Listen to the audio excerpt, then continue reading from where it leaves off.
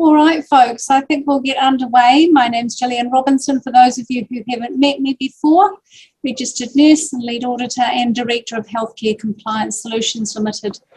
I've invited you today because we had a number of requests from people asking about how to set up and get ready for the Omicron pending outbreak. So I thought the simplest way was to put a whole lot of information together, and what I'm going to do is share that on a presentation first. I will go through that. I've got colleagues Anna Blackwell from Cook Street Nursing in Palmerston North, also a member of the Nursing Leadership Group with the NZACA, and thank you, Anna, and also thank you, Rhonda, for joining us today. Rhonda, of course, is the clinical advisor for the New Zealand Aged Care Association and a fellow member of the Nursing Leadership Group as well. So as we go through the presentation, we will have questions and answers towards the end, just to keep things flowing. All right, so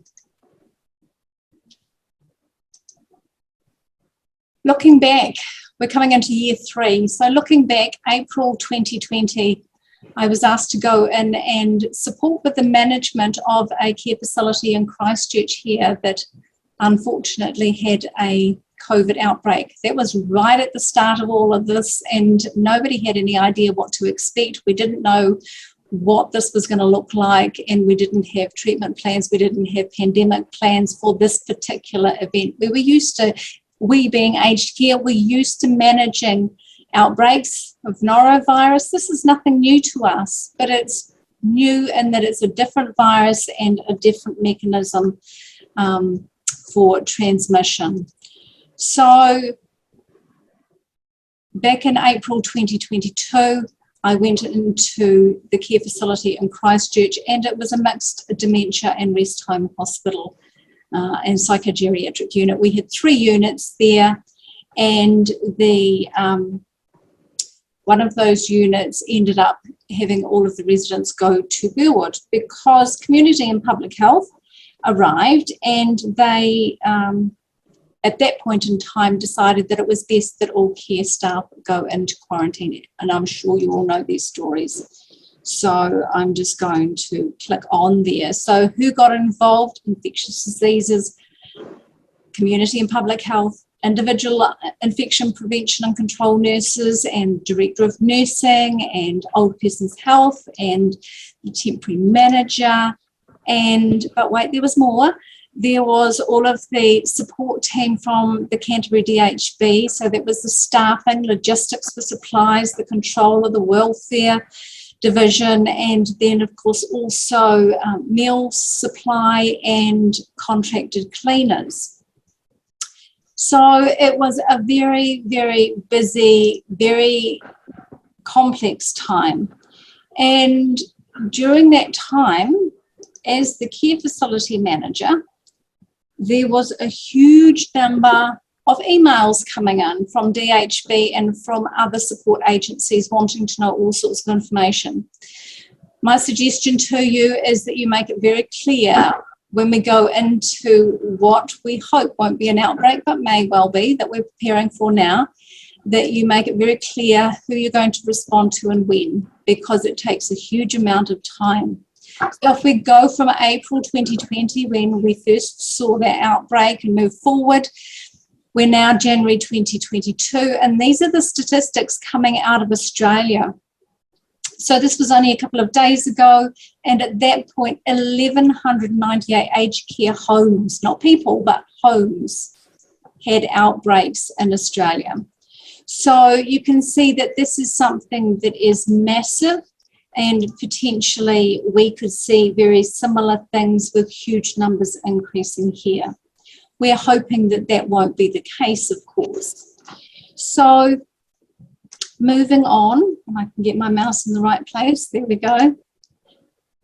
One of the things that happened in Australia, or that they attributed to the big number of outbreaks, was they have big size facilities, large resident numbers.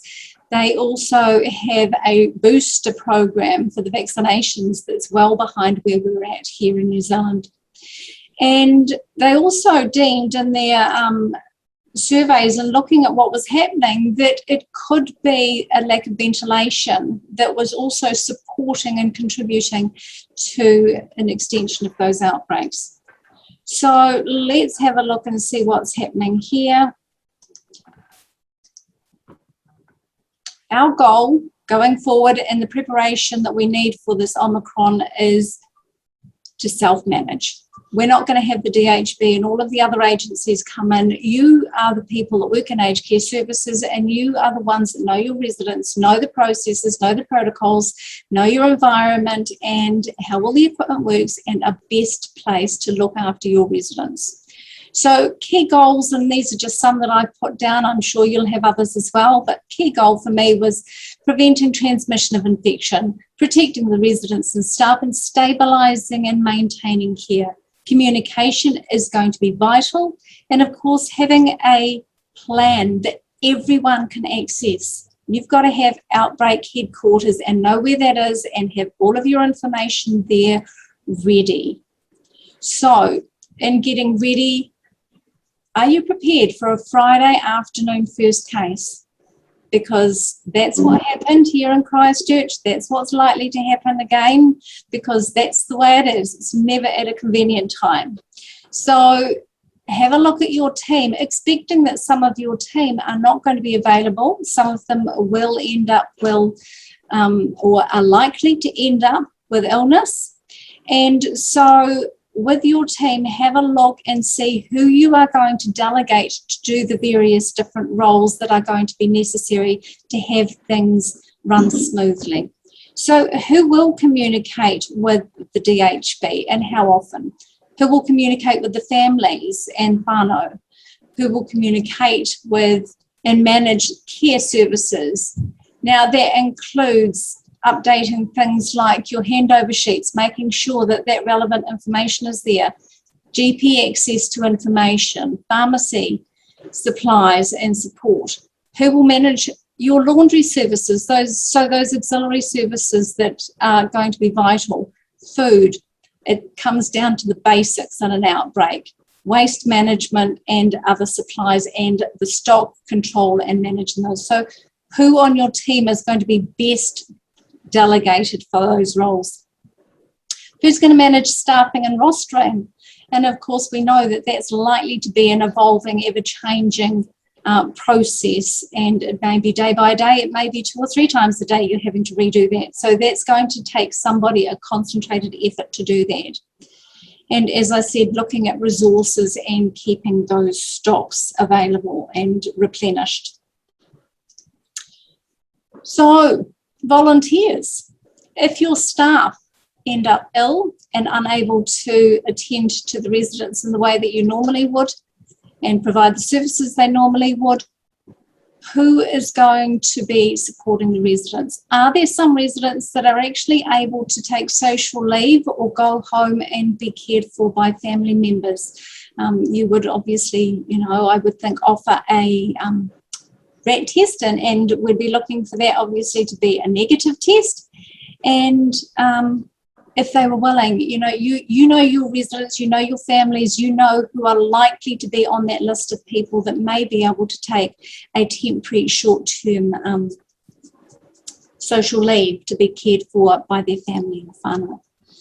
Who is a regular visitor that comes into the service, that if you didn't have outbreaks, you might be looking at doing different things at different times, but initially, if there's something in the region happening but not in your service, you may choose to have somebody that's a regular visitor that comes in and looks after their or supports their family member every day.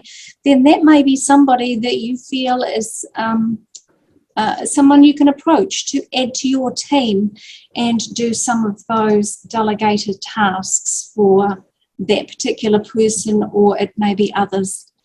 Who has skills that are useful in your extended environment? So if you have a village attached, are there people that are, say, a retired cook? If all your kitchen staff go down, who's going to be looking after that area? Do you have retired nursing staff, retired other staff that are able and willing and would be appropriate to step in and support you. Who's going to be overly anxious? Anna is going to talk about anxiety and some self-care mechanisms and strategies for us later in this session. But you will already know some of those people that are going to need more of your time and are going to be anxious and need increased communication to feel safe, even when there's nothing new to update by way of information.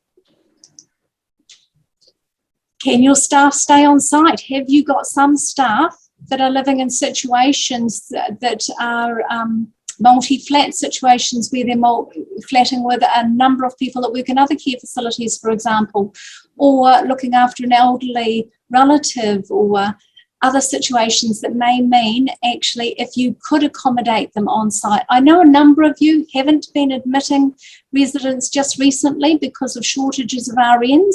It may be that you've got an empty room on your site that actually you could allocate safely for somebody to accommodate and add to your staff.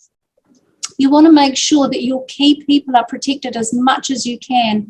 And if that's you as facility managers or your clinical manager, then have, for want of a better term, clean and dirty staff. Not that it's going to get dirty, but it may.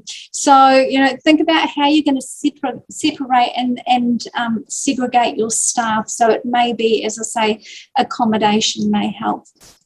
Recognise also that as humans, we all react differently to stress. We all react differently to a trauma or a drama situation, as an outbreak may be. Some people resort to social media and saying, look what I'm involved in, I'm here and I'm doing this, and wow, this is what it is. And you don't want that. You absolutely don't want that. Make sure your team know and are reminded of the rules around social media and publicising what's going on site. Remember the Privacy Act and their responsibilities under that. Also recognise that situations like that bring out the worst in people, but they also bring out the absolute very best in people. Certainly back in April 2020, we saw a number of people come on site that had no experience of aged care services, and they just got in, they rolled up their sleeves, they got on with it, and they did an absolutely amazing job. So think about your staff, keep an eye on the different people that you have in the environment that maybe aren't used to being there, and adjust your support accordingly. Databases. As I said, communication is going to be key. This is a good time to make sure that your databases are up to date. Your resident next of kin database, have you got that easily accessible? Does somebody else, if you're not there, know how to access it? And what sort of communication you're going to be sending through. Have you already got templates of something that you might be sending through in different scenarios? Think about your staff database as well, and think about, as I've said already, who lives with who? Those are questions we wouldn't normally ask and would be deemed to be an invasion of privacy. But in this circumstance, we do need to know where our risk factors are so that you can mitigate those and manage those. The building plan. Think about where your different areas of demarcation are, so that you can go into your site and put your red tape or your red and yellow tape or whatever it may be, your hazard tape, actually physically tape your demarcation areas. And I would advise getting that done sooner rather than later, because then everybody knows well ahead of time what the plan is. If you get a positive case on site, that's not a good time to be figuring out what your plan is. Everybody needs to know what that is beforehand. Where your donning and doffing areas are, once again, you may have empty rooms in each wing. Hopefully you haven't, but that may be the case for some. Have you got a linen room that's got a keypad lock on the door or something that you can repurpose and have as a medication room for that particular wing, so that you've got things stored safely in the wing where the staff are working? Because when you have them in there, you don't want them mixing and mingling with other staff. So I'll talk about that a bit more later on. Notices and labelling. I know a lot of services don't like a lot of labelling and things around because it sort of institutionalises the environment. In this case, it's vital. Everybody needs to know exactly what's happening and where it's happening. So have those notices, once again, ready in advance. Where's my mouse gone? Over there. Okay. Rubbish. You are going to accumulate, if you are unfortunate enough to have an outbreak situation on your site, you are going to accumulate far more rubbish than you could imagine.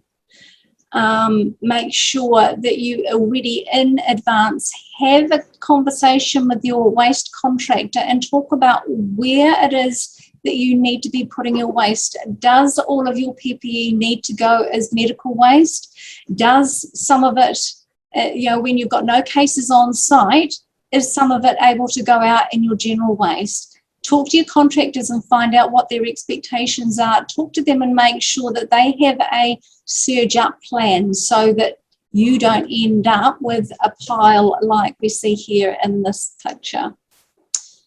PPE, talking about that, we're in the hot time of the year, summer, doesn't matter which part of the country, it's going to get hot, and wearing PPE gets incredibly hot. You are going to get dehydrated very quickly. The system goes into hyperdrive, which makes you even hotter, makes you dehydrate even quicker. And think about those masks. We've talked about masks and the frequency of changing those. There's been a lot of conversation about masks. Talk about how often you need to change those. If they're wet, they are really doing nothing. Okay, so think about that, and that will be something that you can't predetermine ahead of time. You may need to change them more often than you think, but you must please make sure you've got plenty of access to water. Your staff are going to need those regular quick breaks, even if that's all they can do to get out, go to the toilet, have a drink of water, something to eat quickly, a nut bar or something that they can get some energy back in. Have separate dining areas if you can. Once again, think about the different rooms in your service. What is the hairdressing salon being used for? It's not likely to be used in an outbreak. Is there a storeroom that can be repurposed? Think about the different spaces that it might be lounge areas or diversional therapy activity rooms that might not be used for their general purpose. Think about where you can set up extra dining rooms to segregate your staff. Now, some of you in each wing or each area of your care facility may have separate toilets that you can designate for the staff working in those areas so they don't have to be using the same toilets. That would be ideal. Some sites do have that luxury, but I know a lot of you don't, and some have shared en suites and all sorts of things. So a hard and fast plan of do this, do that isn't going to work. It's all about what your site looks like, how your site layout and the wings and the services and the utilities are within your particular floor plan. So, one of the things I would say is get that floor plan out, right on it where your demarcation areas are, right on it where your donning and doffing rooms are, and all those other things, so that, as I say, if you're not there, if somebody else needs to pick it up, they can see very quickly what the plan is, what's happening.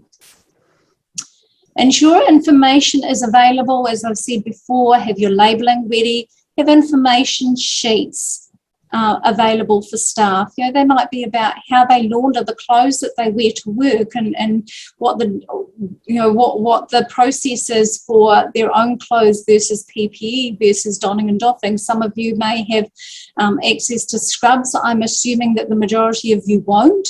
So those are things also that need to be factored into it.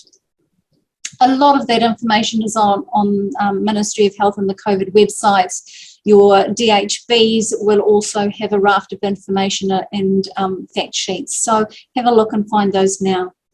Staffing, once again, have your plans in place for what you'll do if you lose 10% of your staffing, 15% of your staffing, worst case scenario, 20% of your staffing.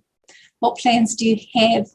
Aim for consistent staffing in each area so that you're not getting that crossover between areas. That's the last thing we want to do. If you get a positive case in one area, You don't want staff to be there going to another area of the facility and taking potentially that with them. We know that Omicron is far more transmissible. When we go back to the original COVID, if we're thinking in particle numbers of virus, and I'm not using technical terms here, I'm not a specialist in that area, but from my understanding, originally the first virus was for the likes of 200 particles to cause an infection, something like that. But if we're thinking about a comparison, then it came down to 50 parts to cause an infection for Delta. So we said that was far more transmissible.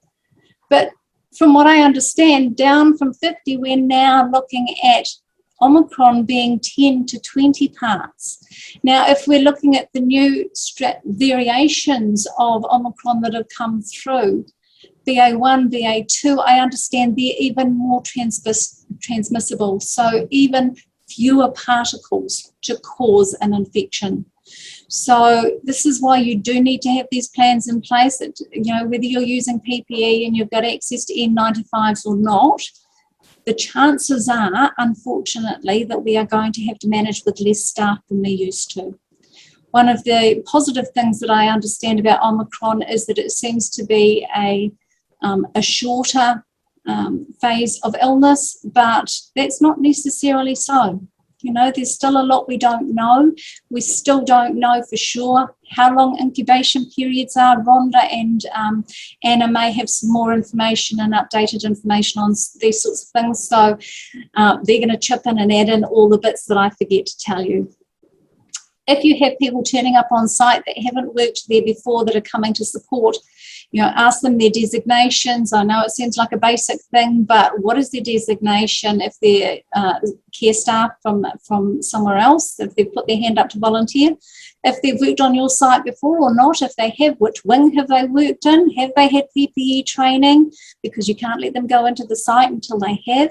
Are they familiar with the medication system that you've got on site or not? Residents' meals. So do you have contracted services or are you doing it all in-house? If you're doing it in-house, have you got disposable containers? You know, there's a whole range of different types. This is a good time to make sure you know where your sources of those are and that you've got some, at least, as stock for a period of days to keep you going. Think about your dietary profiles and who's going to have access to those, who's going to know to even look for them. In relation to those residents that have special texture and type of different diets or specialised diets. You would be well to make sure that you've got an excess of supplements on site and a range of supplements if you can. So disposable plates from the kitchen, does it include finger food? You know, think about what you've got now.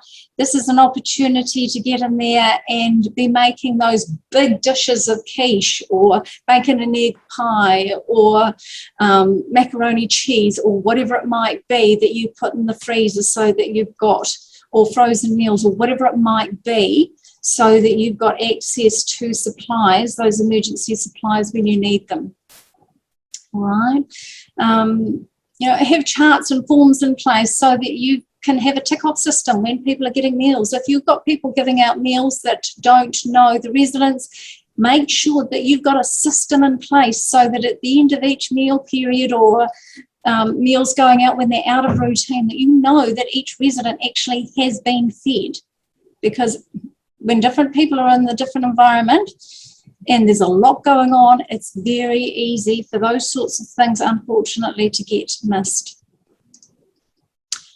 Clinical equipment, thinking about clinical equipment and what other things that you might need, or to double check to make sure that you've got batteries for those things that need batteries. If you've got tympanic thermometers and things like that, have you got enough for each wing or each isolation unit if you need extra isolation units? Snap lock bags for putting your phones in or iPads so that you just have the bottom piece open so you can still hear the voice, but you're going to have a way to keep that phone cleaner. If you have to take it in and out of rooms, you're still going to need to do those cleaning processes, but that might be something that you want to make sure that you've got. Go for no-touch options as much as you can, wherever you can. Medication administration, if you've got one chart or Medimap in place, I know for HCSL, the majority of our clients are using Medimap, and you'll know that we have integration with that. Make sure that you've got the document that they've supplied to understand exactly how it is or how to guide staff to use that. And I'm not sure if we have, I can't see all the attendees at the moment, so I think we've got Julie hiding there in the background, and if we have Julie, can I get you to unmute yourself? She may not be there. I do have a screenshot on the next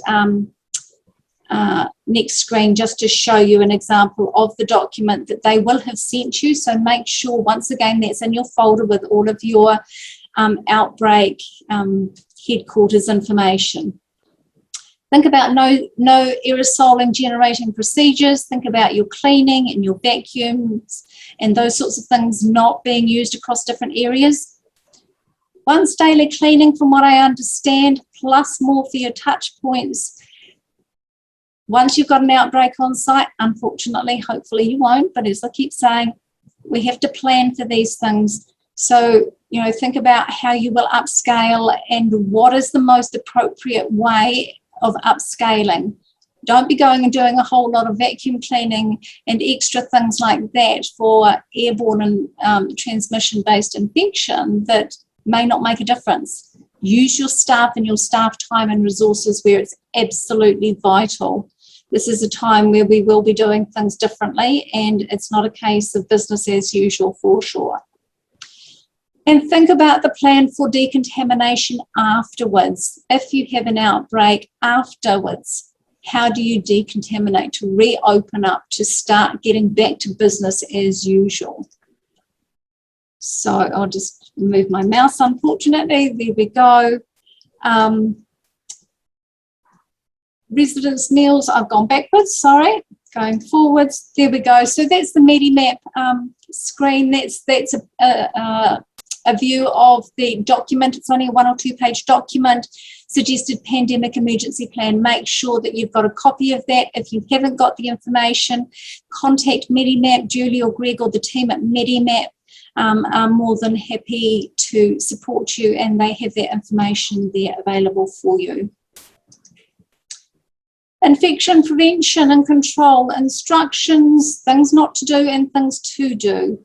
Make sure that you've got processes in place that ensure consistency, so that, whoopsie days, I just hit the wrong button there, sorry folks, so that you have consistent processes in place and people know what to do. Scale up and have your surge plan in place so that if you start off with minimal PPE, with no outbreaks in your region and no outbreaks on site in that case, be prepared and have a different plan for what you're going to change to do when some cases happen in your region, and then if a case happens on your site or multiple cases happen on your site in different areas all at the same time. Have a PPE champion would be my recommendation for each area of work. Train up your PPE champions now and make sure that they are able to start right from day one. And their job is to support and monitor other staff. It's very easy in a moment of distraction or when things get really busy just to forget something or put an ungloved hand down on a high touch surface, and that's all it's going to take. So have those PPE champions from day one for consistent communication to staff. Make sure you've got a single source of truth and monitor your stocks ahead of time. You know, if you end up with somebody that needs to be in isolation, or multiple people that need to be in extra isolation precautions, so they're getting diarrhea and vomiting and extra things like that, you'll go through your PPE a lot faster. You know, try and calculate how quickly you might need to reorder. Make sure that your stocks are in each area as well, so your central stock isn't having to be accessed through other areas.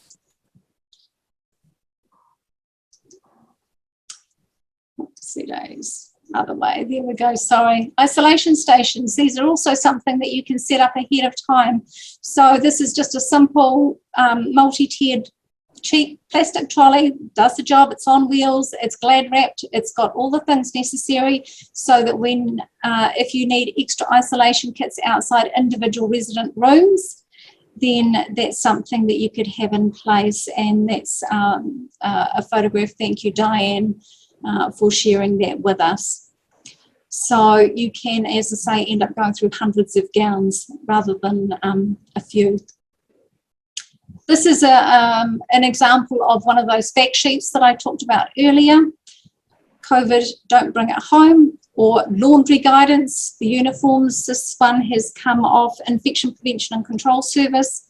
And it's got other sources there. As I say, it doesn't take, it's not hard to find these online. Most of your DHBs and COVID sites will have this information. Now, the symptoms for Omicron are slightly different order to what we've seen before. So these are some of the top ones. There's a list of 15 or 20 that we can send out. All of the members in the Nursing Leadership Group have access to this information, and it should be reasonably easily accessed online. But if you have difficulty, please contact myself or Anna or Rhonda through NZACA, and we can get this out to you. So runny nose, sore throat, headaches, and they can be really, really intense headaches from what I understand. Hearing disturbances, earache may also be a symptom. Malaise, that joint pain that we saw right back with the original COVID. And Omicron tends to be, from what I understand so far, more an upper respiratory rather than a lung-impacted lower respiratory presentation.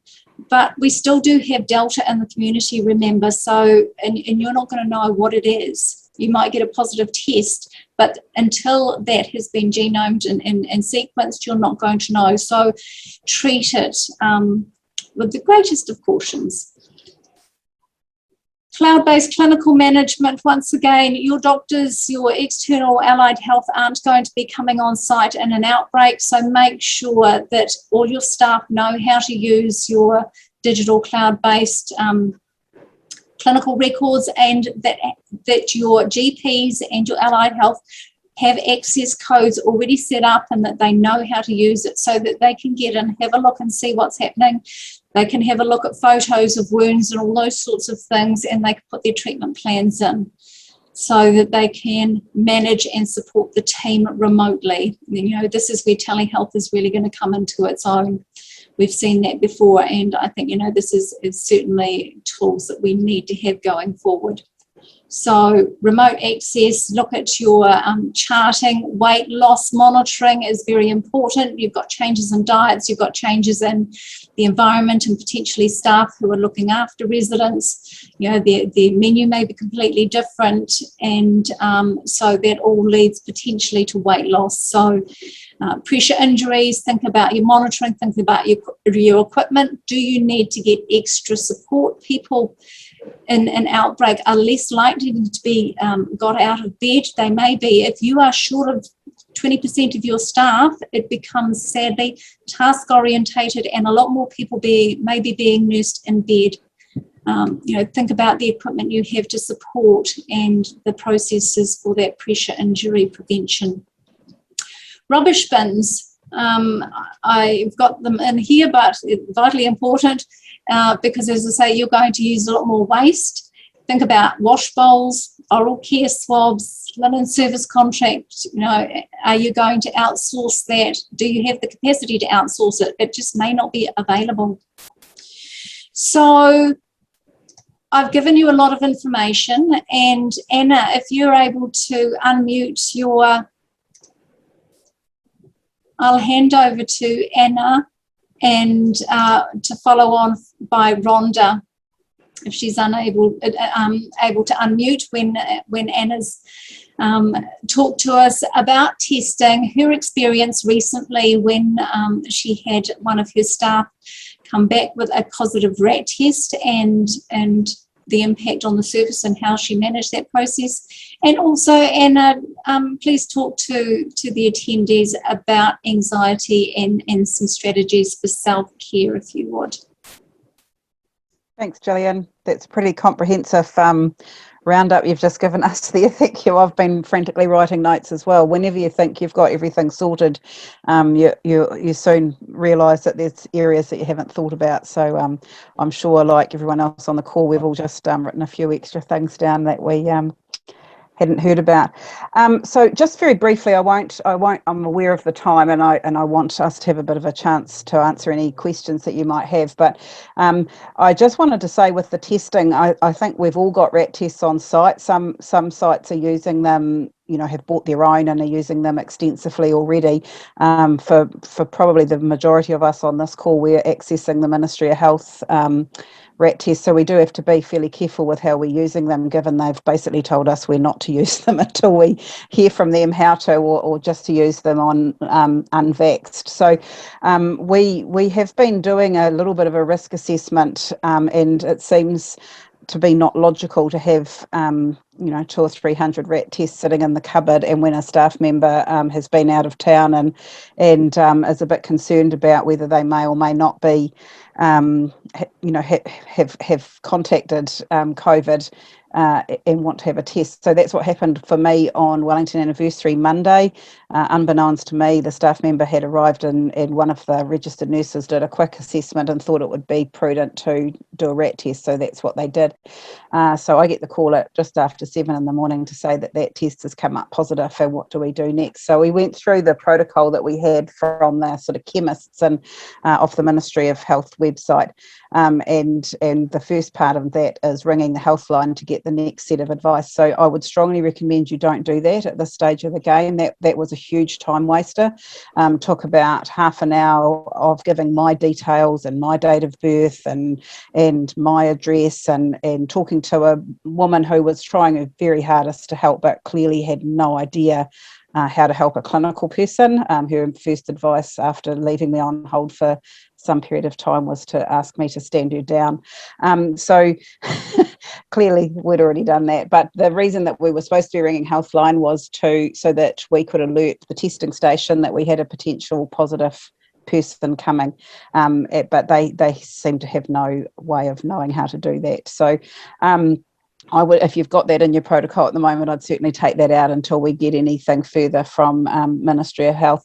The biggest learning for me was, despite the fact of having all of the privacy documents in place, all of the social media policies in place, the staff messaged each other very quickly to say that there'd been a positive test on site, not in a malicious way, just letting, a lot of them are friends, they were just letting each other know. So before I've managed to get through the shower and get into work, I'm getting messages from other staff wanting to know if their husbands should be ringing their work to let them know, and it gets cracking very, very quickly.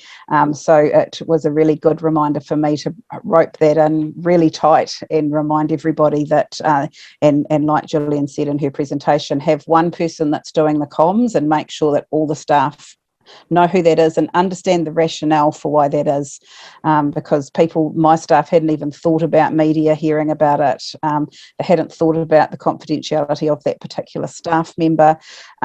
So yeah, it's just kind of, it feels like telling people what they should know, but when people get stressed, the old brain shuts down from all that logical thinking, and then, like Gillian said, you have your staff on site that cope, you have the ones that catastrophize, and you have the ones that panic, and so all of that starts happening really quickly as soon as word goes out. So the overarching learning for me was that if that happened again, I would be doing a second rat test. So when I talk to some of my NLG colleagues later on in the day from those big sites that have been doing this for a long time, they always do a second test immediately if they have a positive test, so a whole new kit. In some instances they do it with a different staff member even. For those of us a bit smaller, we probably don't have the capacity to be doing that, but do that second test before you hit the button on going through the rest of the process. But for us doing it, it was a really good walkthrough. That communication with your DHB is essential, knowing your portfolio manager, knowing or who it is at your particular DHB that you make that call to alert them that there may be an issue, and then they also help navigate the system around getting that test fast-tracked through the system. So from the staff member being tested with a PCR at 8:30, we had a test result back by about 3:30. And all of her family had tested negative as well. So this staff member had been in Auckland, she'd been on flights, she'd been on public transport, she'd been in Auckland Hospital. So she was looking, we were treating her as positive. The other thing that happened was that I had thought she hadn't been on site. There'd been no exposure to residents, and she'd had a mask on when she first came in, tested outside and then out into her car. Once I got on site, one of the other staff said to me, she went to a baby shower yesterday and 2 of our other staff were at that baby shower. And it's like, oh my God. So very quickly in that, I had those 2 staff due to come on in the afternoon, one in the kitchen, one as a caregiver, and the other staff member that was telling me that let me know that they had gone for a meal at those other staff's place the night before and shared food with them. So very quickly I potentially had 4 staff that were going to be stood down, and for a little site with 30 staff, that's immediately over your 10% of your staffing suddenly going down. So it was a near miss, and it helped me hone in some of our systems, and I just wanted to share that if there's anybody out there that's thinking what would they do or hadn't thought about that side of it. What was I going to add to that? That's probably all I was going to say there. Anxiety and self-care, I guess I wanted to talk to that more, particularly to those of us that are owning our businesses and working in our businesses, but also those facility managers and clinical managers that are running smaller sites that are on call 24/7, that are, we know all our families very, very well. I'm not saying that it's that the bigger sites don't, but with us very small independent sites, it's kind of our whole livelihood. It's our whole, we've got our homes and everything leveraged to own these businesses and make them successful. And we care about our staff, and we care about our residents, and we care about them clinically and as nurses and as humans. But we also have that extra bit that if this goes really bad, we lose our entire livelihoods and ability to carry on. So for those of you that are in a similar situation to me out there, I just wanted to say that if you're feeling a bit anxious, I feel like I've been on this kind of impending doom stage for 2 years now, and I'm a pretty calm, relaxed kind of a person in general, but I really have been noticing lately that I've been checking my phone more, that I've lost the ability to talk about much else other than COVID, and I'm, it's like my superpower expert knowledge base now, so read everything that comes out, and I've had to tone it back a little bit. I've had to find things to leave work for, apart from the obvious of wanting to get out of here, but there's always something else to do. There's always another list to write, another check to do, and actually what we need to be really aware of is that our staff are looking to us to be calm, to reassure them that we need to be healthy and able to respond if we do get positive cases. There's all sorts of neuroscience reasons why we're feeling this heightened level of anxiety, and we're in this constant threat state the whole time, and so we're full of cortisone, and that has all sorts of effects on our ability to relax and sleep and lose weight or maintain our weight. There's all sorts of effects that go on. So do acknowledge that for yourself, and don't feel that it's a weakness to admit it, and ask for some of your friends to give you something else to think about or do. I've started making appointments after work at the swimming pool or for a bike ride or whatever, so that I have a designated time I have to leave. Otherwise I find myself still here at 7 o'clock at night, and then generally in my heightened state of stress, I'm awake by 4:30, 5, and that's when the day starts again. So it's really important to know yourself, to know how stressed you are, and to support each other. Your clinical leaders are stressed and they're feeling anxious as well, and so try and make sure they're having breaks and they're having their days off, and we're really ring fencing time away from this. And when you're off work, unplug if you can. Take some time where you're not monitoring the latest numbers, and if there's something huge, you'll hear about it soon enough. You don't have to be the first to hear it.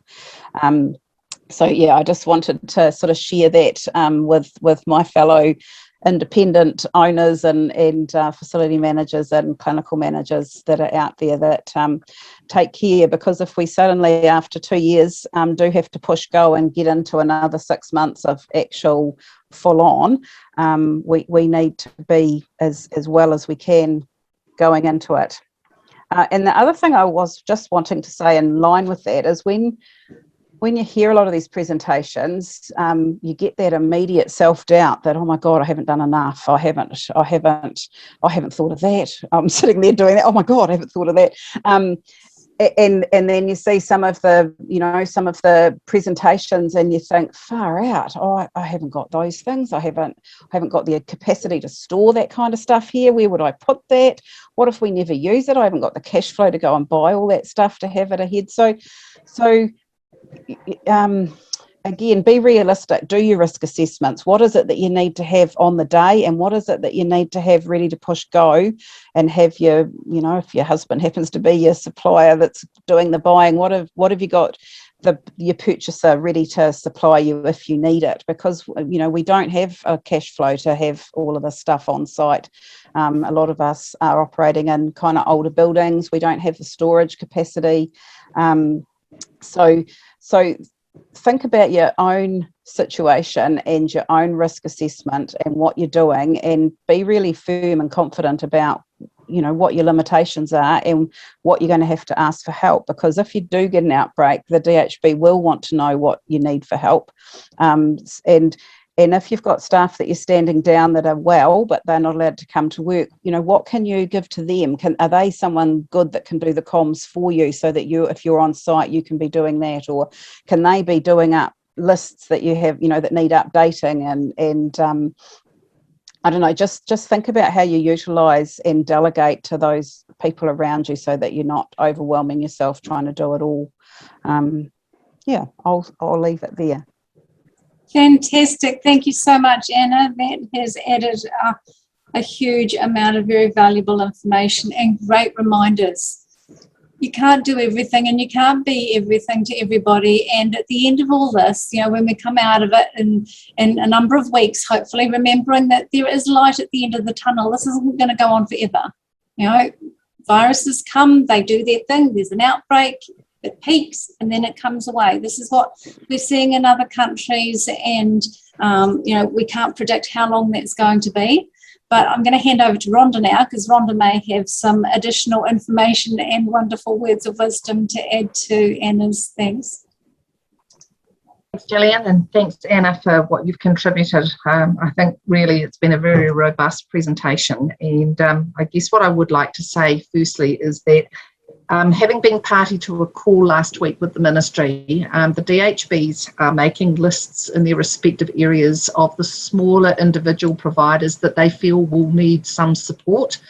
They're kind of thinking that the larger corporates have pretty much got their own resources. So what I would like to assure you all is the fact that you won't be left, I guess, to your own devices if they feel they're concerned about you, all right? So please rest assured there is tons of support out there. It only come from the DHB, it'll come also from all of your colleagues, in the industry, and certainly, you know, from NZACA as well. So please don't think that you're alone. The Nursing Leadership Group are here, and I guarantee all of my colleagues will be more than happy, you know, if you've got concerns at all, firstly to ring in and ask any one of us. I guess really from my perspective, I just wanted to focus a little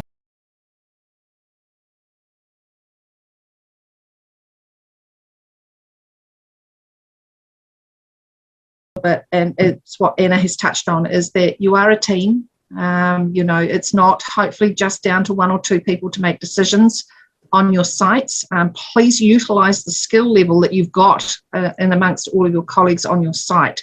It's interesting, I know myself, I've been working quite steadily with our clinical manager on my site in Christchurch now for weeks, just reviewing our plan to make sure that we've thought of everything. I think what Gillian's presented today has been really robust and has covered all of it. But, you know, certainly, you know, you've always got to make sure. So, you know, fresh eyes across it every couple of days just to make sure that you have got it in place.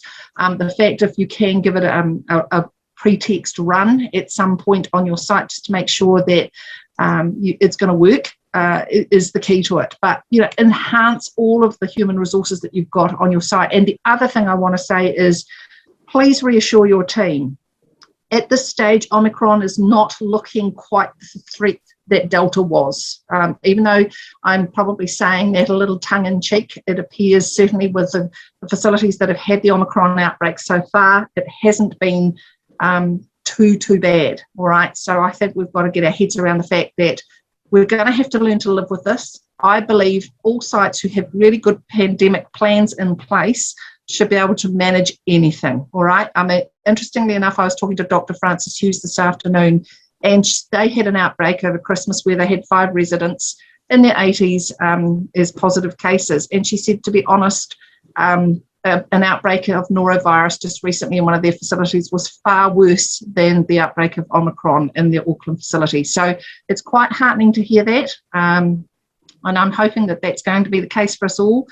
I just think, you know, this year we've just got to settle down and realise that it is going to become part and parcel of our everyday life, managing this type of thing going forwards. So yeah, from me to all my fellow colleagues, try not to get too wound up about it.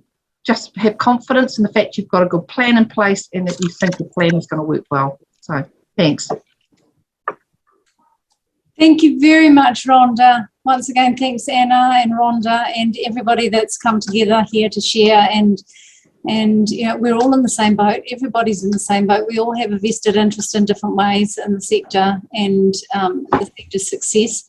So now we've got some time for, I know that Rhonda and Anna both have to leave soon, but if you've got questions, you can put them in the chat box at the bottom of your screen. There is a chat box there. You can write in there, or you can unmute yourselves and just speak and ask those questions. Has anybody got any questions at this point in time? And clearly for those of you that think of something afterwards, then as Rhonda has said, please just email us or email the helpline. Do you have to wear, here's a question here, do you have to wear full PPE when you do RAT tests, like with a PCR? Rhonda or Anna, would you like to talk to that, Anna? We haven't been, not full PPE. We've been putting on mask, face shield and gloves, bearing in mind people around the world are doing RAT tests in their own homes. So I guess it depends why you're doing it. If you think someone is, if you've got a staff member that's unwell, obviously you're not messing around on site doing RAT tests, you're sending them for a PCR at the moment. If this afternoon we had a resident who had some sneezes, wasn't feeling very well, we put him back in his room, and did a RAT test just to reassure ourselves. So the staff member just, you know, has the mask on anyway, put on a screen. So again, we don't have guidance from the ministry yet as to what we're supposed to be doing there, but that's what I've been doing, and that seems, you know, I'm happy with that from my risk assessment. Excellent, excellent. Thank you, Anna. So another question here. Somebody would like to hear about how other facilities are managing care staff who have presented a mask exemption. Rhonda. I have to say we haven't had that situation in my facility in Christchurch, but I have had some questions about that on the helpline. And so I guess the fact is you have to determine just how close they are to resident care. I mean, for instance, if it is someone, the hairdresser, for instance, or someone that's not doing close cares, then potentially you will have to risk mitigate that. If it is someone that is in close contact with residents, it might well be that I'd seriously be thinking about potentially moving them to an area whereby they weren't in direct contact with residents. This is very virulent and spreads like wildfire. And so, not wearing a mask, I think, personally puts people at risk. So that's my advice. I think if it was me, I would certainly look to shift them to elsewhere in the facility if possible. Yeah, and I'd just add to that, Rhonda, I totally agree. But for me, I did have one staff member that asked that she was going to find it hard to breathe in a mask and she might get an exemption. And I said that she could get an exemption, but she would not be able to work on my site because if she's not mixing with residents, she's mixing with staff. And that I wasn't, I'm little, I'm 30 beds, 32 staff. I can't really separate people. So it's the same rules for everybody here. Yep. Thanks, Anna and Rhonda. And I think, Anna, a lot of people would be in the same situation as you and be saying no mask, no on-site time at this point in time. And then, of course, having to work through the employment issues that may or may not ensue. Somebody else has asked a question, how do we manage staff contracts and remuneration? If a staff is stood down, how long should we be paying them for? I understand there is some partial subsidy support available. Rhonda, are you able to speak to that? Yes, I am. The first instance, you're expected to use their sick leave. And if there is alternative leave that they still have, they could potentially use that. But there is access to a small subsidy. I believe it doesn't cover the full requirement of covering that, and it might well be that as an employer you then actually have to add to that. But yes, there is. Okay, great. Someone's also just thank you for that. Somebody has just said that they missed the first half of the presentation, and I realise that it may not have been an ideal time. So for those that missed out, I apologise. I am able to supply a copy of the presentation for those of you that would like it. So if you can email us at support@agedcarecompliance.com, support@agedcarecompliance, or one word, AGEDCARE compliance.com, and we'll be able to send that presentation to you so that you're not missing out. So do we have any other questions? What would you suggest as appropriate process in relation to testing or isolation, etc., of other residents should one resident test positive with a RAT test? Now, certainly from my perspective, when I was in the outbreak situation in Christchurch back in April, 3 years ago coming up, residents were in their rooms. Very, very few residents came out of their rooms. They were nursed in their rooms or cared for in their rooms, with staff talking to them from the doors as they went past to sort of keep that contact and things going as much as possible. But we really did limit. But then in saying that, there were a number of positive cases on site. So you may change how you're doing things differently at different stages.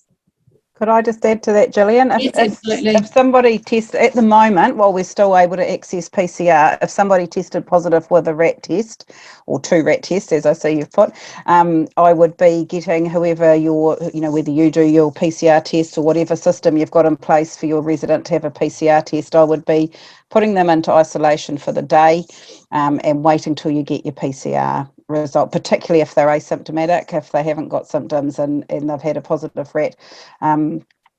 start your isolation system, but wait for confirmation from the PCR. When we're down the track, if God forbid, if we're down the track and we're overwhelmed and we're not getting PCRs, then 2 double RAT tests would be probably, I would imagine that will become the trigger to assume they're positive and start your outbreak management plan. Thanks for that. NZACA said on the 26th not to use RAT tests until advised, and yeah, that is the case. That's what the ministry are asking. You're going to have to adjust what you do based on what's happening in your region. Things may change very quickly and comms may not come out as soon as you need them to. So we're going to have to be able to do a little bit of risk mitigation ourselves. Rhonda, do you want to add anything? No, I also think, probably information will be coming out from a whole lot of quarters, as it did the last time. Information was circulated by the ministry, by the DHBs, by people that were supposedly experts in their fields. I shouldn't say supposed, but there was a lot of information coming out from a whole pile of people. And I got a lot of people telling me, we just wish there was one source of truth with communication coming out. I do understand it can be frustrating because, of course, when you're in the thick of it and you're getting emails coming, as you said earlier in your presentation, Gillian, it's very hard to keep abreast of all of that that's going on. So, personally, I think keep a watch for your DHB. Potentially, they will be probably the ones that will be giving you a fairly clear indication and steer of what's happening in your region. And I think with the RAT tests, like I said earlier on, yes, by the letter of the law, we've got RAT tests on site to hold them and wait until we're told to push go on them. But I think as health professionals and answerable to, a professional body, if you've got RAT tests on site and you can administer one RAT test to see if you've got a problem before you push the trigger for heading off for PCRs or putting a staff member on the floor that wouldn't meet any criteria to be tested at the moment. Like I say, you have to have confidence to back your own risk assessment, and I certainly would rather use one RAT test than have a positive staff member through my building for a week before they had any symptoms. And let's face it, the Prime Minister at the moment, from what I understand, is in isolation, having been a close contact. Somebody is going to be the first case. Somebody is going to be the second case. Hopefully it's not on your site. Hopefully that doesn't happen, but it might be. And so, we can't wait sometimes for that information to come through if it hasn't already happened somewhere else. So, risk mitigate as much as you can. If you're uncertain, contact NZACA. They've got your back. The Nursing Leadership Group, we've got your back. We're all there to help you as much as we can in whatever way we can, and wish you all the best over the coming weeks. Have we got any other questions? No other questions popping up at this stage? As I say, if anybody wants a copy of the presentation, and a few people have already asked for it, just email us once again, support@agedcarecompliance.com. If you've got other questions that can be helped from association or nursing leadership level, if you direct those through to Rhonda at the NZACA helpline. And Rhonda, if you can just remind us what that email address is, please. Oh, Lord, hang on. I'm so busy. Sorry.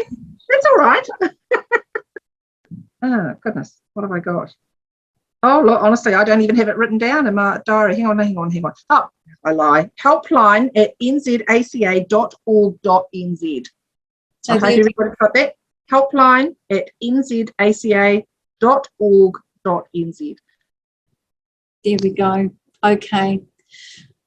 All right. We, as things evolve, we will attempt to have more webinars, and if there are topics of interest that people would like to know more about or would like to have other webinars on, please let us know, because we're more than happy to arrange those for you.